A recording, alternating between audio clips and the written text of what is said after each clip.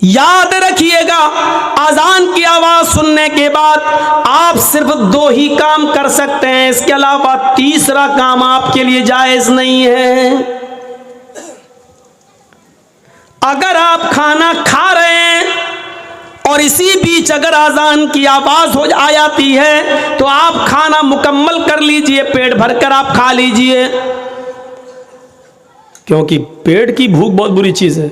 अगर ये कह देता अल्लाह ताला खाना खा के ना छोड़ो, उसी में जाओ, बीच में जाओ, तो हम नमाज पढ़ते दिमाग लगा रहता खाने में, जल्दी इमाम, और कहीं उसने पढ़ दिया होता अलिफ लाम मीम ज़ालिकल किताबुल ला, कमीने इतनी लंबी सूरत, हमें भूख लगी है। तो इसलिए क्या कहा, पहले खाना खा लो। और दूसरी, अजान की आवाज़ आ रही है और हमें क़ज़ाए हाजत, पेशाब या लेटरिन की ज़रूरत है, तो पहले हम वो कर लें, वरना ऐसे करे रहोगे और पेट अंदर की तरफ धसाए रहोगे, कहीं यही ना निकल जाए। तो इसलिए ये काम कर लो। ज़रूरियात में ये चीज़ आती है। एक और अलग चीज़ है कि कोई बाप बीमार है और इमरजेंसी ज़रूरत है, उसको अभी ऑक्सीजन चाहिए और अजान की आवाज़ आ रही है, तो ऐसे मौके पर बाप को लेकर भागिए आप हॉस्पिटल, पहले ऑक्सीजन दीजिए और उसके बाद में नमाज़ पढ़ लीजिए। मिलती है जमात तो ठीक, नहीं तो बाद में क़ज़ा। नियत ये होनी चाहिए कि अगर बाप की तबीयत ख़राब नहीं होती तो मैं जमात के साथ नमाज अदा करता।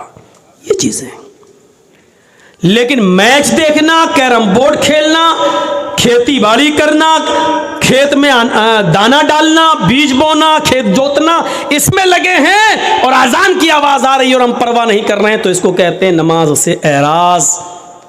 वमन आरज़ान ज़िक्री फ़इन्न लहू मईशतन ज़नका, जो नमाज से एराज़ करेगा, जो हमारे ज़िक्र से एराज़ करेगा, हम उसकी रोज़ी को तंग कर देंगे। अब कल वाला वाक़या वो हमारे यूपी का वाक़या है, लौनी, गाज़ियाबाद से जो दिल्ली को एक सड़क जाती है बाई रोड, बीच में एक जगह पड़ती है लौनी, बहुत अमीर मुसलमान रहते हैं वहाँ पर, दौलतमंद लोग रहते हैं। सन 1995 के अंदर, 1995 के अंदर उस लौनी में 2 सगे भाइयों की शादी होना थी।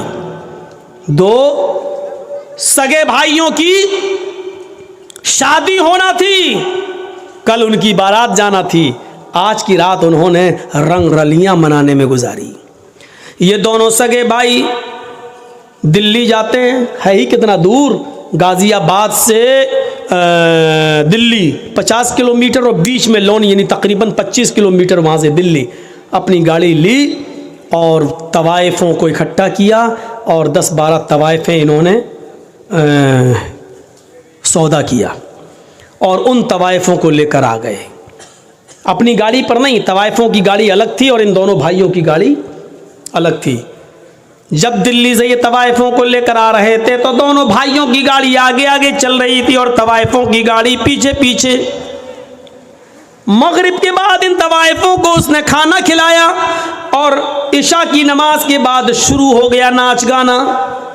मोहल्ले के अपने दोस्तों को इसने बुला लिया।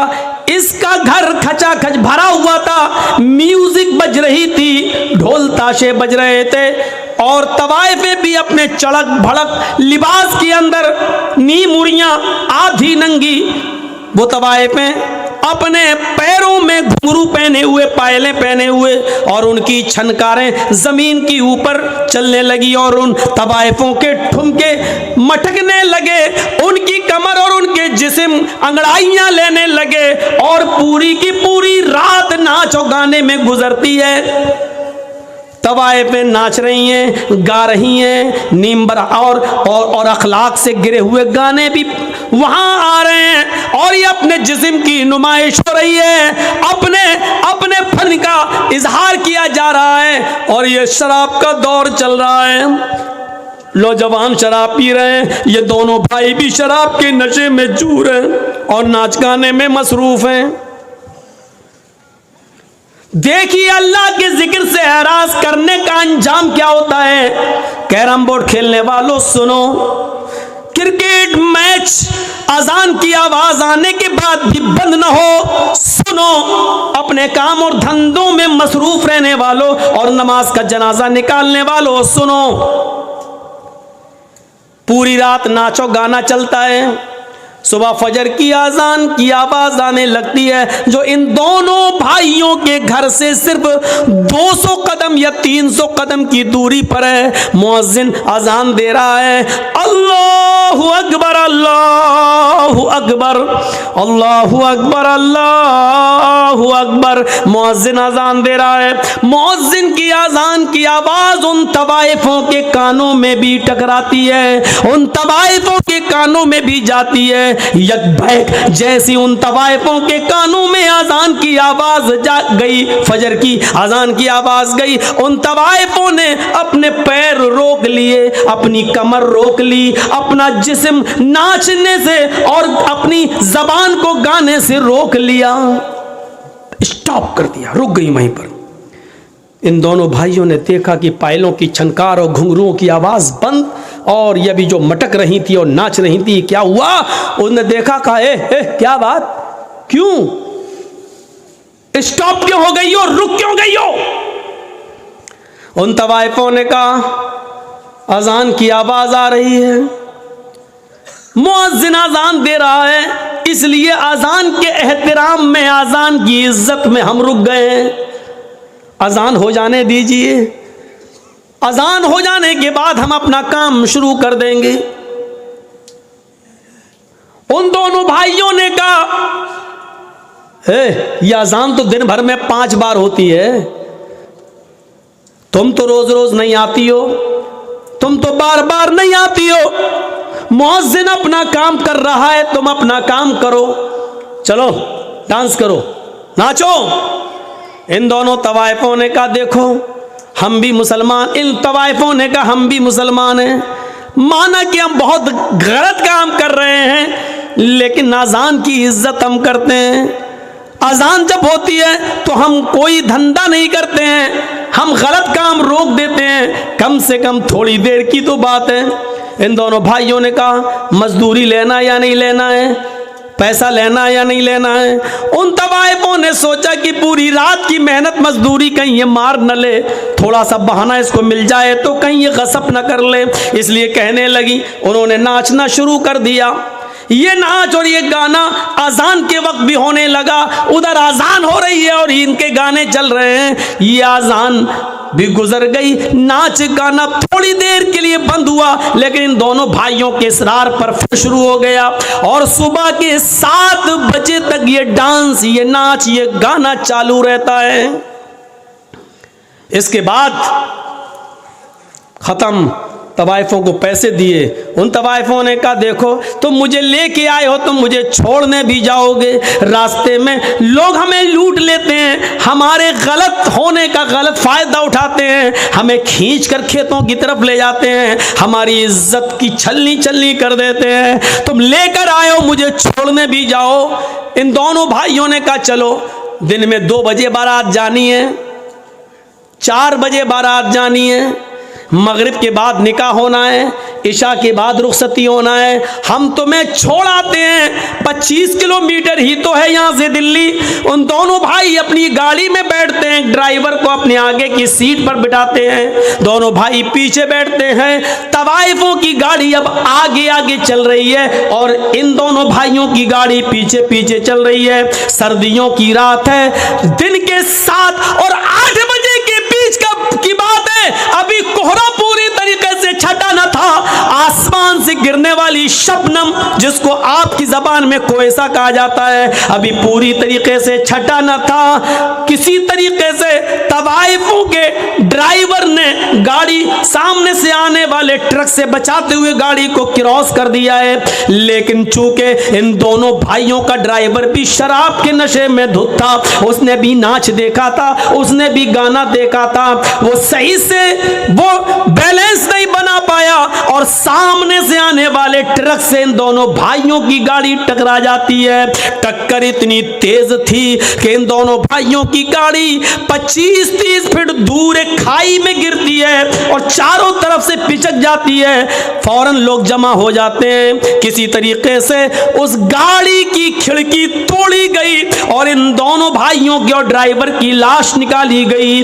अल्लाह गवाह है, अल्लाह की कसम, जब इन दोनों भाइयों की लाश निकाली जा रही थी तो पहचान में नहीं आ रहा था कि बड़े भाई की लाश कौन सी है और छोटे भाई की लाश कौन सी है। सन 1995 के अंदर बहुत ज़्यादा लोगों की तादाद इतनी न थी। आनन फानन पोस्टमार्टम होता है और 2 या 3 4 बजे तक इनकी लाशें इनके माँ बाप के हवाले कर दी जाती हैं। नहला दिया जाता है, धुला दिया जाता है, ऐलान होता है मगरिब की नमाज के बाद इनको दफन कर दिया जाएगा। इन दोनों भाइयों के बाप के ऊपर कितना बड़ा पहाड़ टूटा है, जिसके 2 जवान बेटे एक ही दिन में खत्म हो जाएं। उस बाप से पूछिए कि उसके ऊपर क्या गुजर रही थी। आपने देखा कैरम बोर्ड खेलने वालों, नमाज के मौके पर, अजान के मौके पर कैरम बोर्ड में मस्त रहने वालों, अजान हो रही है और मैच देखने वालों, अजान हो रही है और लहू लाइब में मुब्तला रहने वालों, देखा आपने थोड़ी देर में इनकी हैसियत बदल गई। हैसियत क्या बदली? अभी मगरिब की नमाज पढ़ने के बाद, अभी मगरिब की नमाज पढ़ने के बाद ससुराल से मिलने वाले कपड़े इनको पहनना थे और बारात में जाना था, बारात लेकर जाना था। लेकिन अब मगरिब की नमाज के बाद ससुराल से मिले हुए कपड़े नहीं बल्कि बाप की तरफ से दिया हुआ कफन पहना जा रहा है। थोड़ी देर में हैसियत बदल जाती है इंसान की। ये इंसान इतना कमजोर है, इतना कमजोर है, इतना कमजोर है मेरे भाइयों कि अभी थोड़ी देर के बाद इनको नए कपड़े पहनना थे और नए कपड़े पहनकर ससुराल की तरफ जाना था, उस गांव की तरफ जाना था जहां दोनों लड़कियां रहती हैं, उनके यहाँ बारात लेके जाना था। मेरे भाइयों, ससुराल की तरफ से मिले हुए कपड़े नहीं पहनाए जा रहे हैं। अब थोड़ी देर के बाद इनको सफेद रंग का कफन पहनाया जाएगा। हैसियत देख लीजिए आप। अभी थोड़ी देर के बाद इन दोनों के साथ 300-400 आदमियों की बारात लड़कियों के गांव में जाना थी, लेकिन अब लड़कियों के गांव में नहीं, अब इनको लेकर कब्रिस्तान की तरफ जाया जाएगा। थोड़ी देर के अंदर इंसान की हैसियत देखो कितनी बदल गई। अभी थोड़ी देर के बाद इनको बारात लेके जाना था उस लड़कियों के गांव में, लेकिन अब कब्रिस्तान की तरफ जाना पड़ रहा है। अभी 300 और 400 आदमियों को गांव में जाना था, लेकिन अब इन 300-400 आदमियों को कब्रिस्तान में जाना पड़ रहा है। अभी इन दोनों लड़कों को लड़कियों के शहर गांव में जाना था, अब इनको कब्र के अंदर जाना पड़ रहा है। अभी थोड़ी देर के बाद लड़कियों के घर दूल्हा बनकर जाना था, अब ये मेरे भाइयों कब्र के अंदर जाने वाले हैं। हैसियत देखो कितनी बदल जाती है। अभी इनको इस दुनिया का सफर करना था, लेकिन ये आखिरत के सफर के ऊपर रवाना हो गए।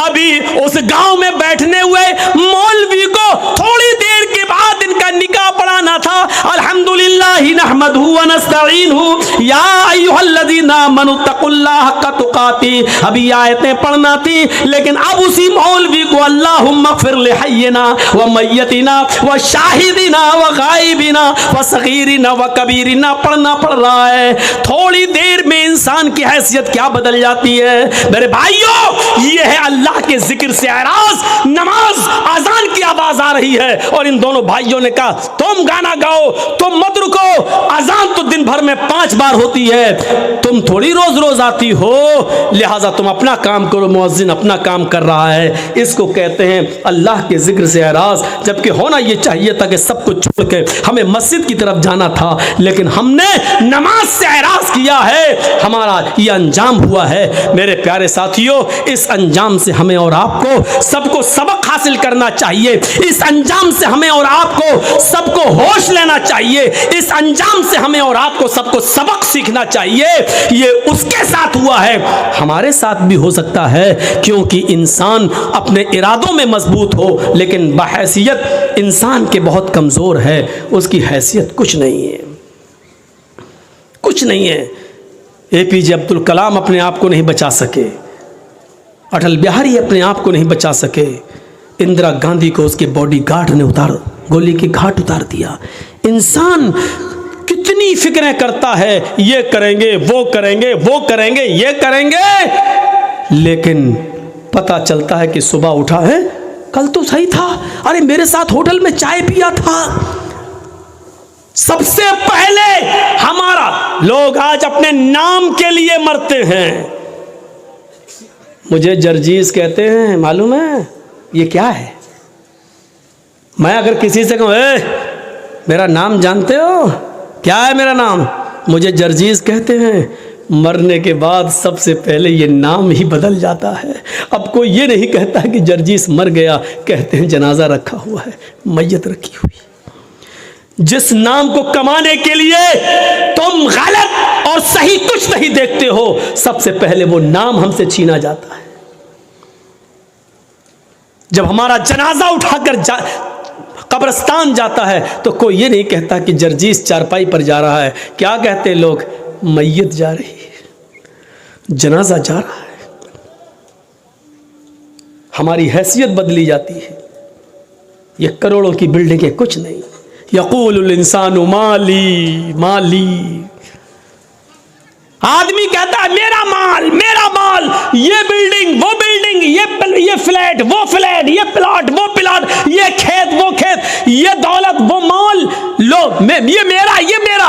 अरे इंसान तू पागल है, कुछ नहीं है तेरा। ये तेरे जहन की नाकिसी और कमजोरी है जो तू इनको सब समझ रहा है अपना। ये तेरा नहीं है, तेरा वो है जो तूने खा लिया, जो अब तक खा चुका है वो तेरा है, जो अब तक तूने पहनकर पुराना कर दिया है वो तेरा है, और तेरा वो है जो तूने अल्लाह की राह में खर्च करके सदका और खैरात और ज़कात देकर जो तूने खर्च कर दिया है वो तेरा है। ये सब तेरा नहीं है। आज तेरी आंख बंद हुई, तेरी औलाद लड़ेगी, तेरी औलाद लड़ेगी। इतना हिस्सा मुझे, आगे का तू ले, पीछे का हम लें, अंदर का तू ले, बाहर का हम लें, रोड के किनारे का फ्लैट हम लेंगे, अंदर गांव के अंदर का तुम लो।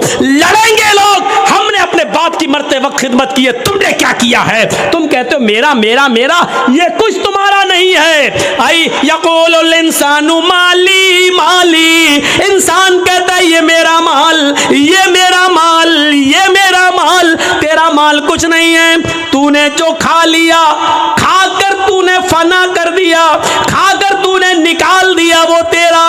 तूने जो पहना और पहनकर जो पुराना कर दिया वो तेरा। तूने अल्लाह की राह में जो सदका किया, जो खैरात किया है और अल्लाह की राह जो तेरा कबूल हो गया वो तेरा, यही तेरे काम आएगा। दुनिया में जो कुछ है वो तेरा नहीं है। यह है हमारी हैसियत। 10 लाख का सूट पहन लो, लेकिन मरने के बाद हमें वही 400-500 का कफन ही नसीब होगा। और याद रखो, हम सिर्फ 2 गज जमीन के मालिक हैं बस। और मैं आपको पक्का यकीन दिलाता हूं, पक्का यकीन दिलाता हूं, उस 2 गज जमीन के मालिक आप ऐसे हैं कि आपके मरने के बाद भी वो 2 गज जमीन आपसे कोई नहीं छीन सकता है। बस जो मरने के बाद 2 गज ज़मीन जो आपकी है, जिसमें आपको जाना वही आपकी है और कुछ नहीं है। उस कब्र के अंधेरे को याद करो, उस कब्र के कीड़े और मकोड़ों को याद करो, उस कब्र की दहशत को याद करो, उस कब्र की हौलनाकी को याद करो। हज़रत उस्मान गनी के सामने जब जहन्नम के अज़ाब का जिक्र होता था तो नहीं रोते थे, लेकिन जब कब्र के अज़ाब का जिक्र होता तो इतना रोते कि रोते रोते दाढ़ी भीग जाती और आंसुओं से ज़मीन तर हो जाती। पूछा, जहन्नम के अज़ाब का खौफ आपको इतना नहीं है, नहीं रोते हो, और कब्र के अज़ाब का जिक्र सुनते हो तो रोते हो? क्या कहा? हाँ, इन्नल कब्र अव्वलु मंजिल मिन मनाजिल आखिरा, आखिरत की सीढ़ियों में से कब्र पहली सीढ़ी है। जो इस सीढ़ी से कामयाब हो गया वो सारी सीढ़ियों पर कामयाब हो जाएगा। जो इस पहली सीढ़ी पर फिसल गया फिर वो ऊपर तक नहीं चढ़ पाएगा। इसलिए मुझे इस पहली सीढ़ी की फिक्र होती है। हमें और आपको उस पहली सीढ़ी की फिक्र करनी चाहिए। आज कम ही सही, लेकिन जो बोला गया अमल के लिए काफ़ी है। अपनी आक़िबत को संभालो, अपनी आखिरत को संभालो और फ़िक्र करो और कल मुस्तैद होकर तैयार होकर आओ, क्योंकि इंशाअल्लाह आज की कसर कल अगर ज़िंदगी रही तो हम पूरी करेंगे। अल्लाह रब्बुल आलमीन से दुआ है कि बारे अल्लाह हमारी ख़ताओं को माफ़ फरमा दे, हमारे गुनाहों को बख्श दे, हम जमीअ मुसलमानों पर रहम फरमा और अल्लाह हमें क़यामत के खौफ से बचा ले। अल्लाह हमें क़यामत के दिन के आने से पहले तैयारी की तौफ़ीक़ अता फरमा। जब तक तू हमें ज़िंदा रख, इस्लाम पे ज़िंदा रखना, और जब हमारा ख़ात्मा हो तो ईमान पर हमारा ख़ात्मा फरमाना। वमा अलैना इल्लल बलागुल मुबीन व आखिरु दअवाना अनिल हम्दुलिल्लाहि रब्बिल आलमीन। अस्सलामु अलैकुम व रहमतुल्लाहि व बरकातुहू।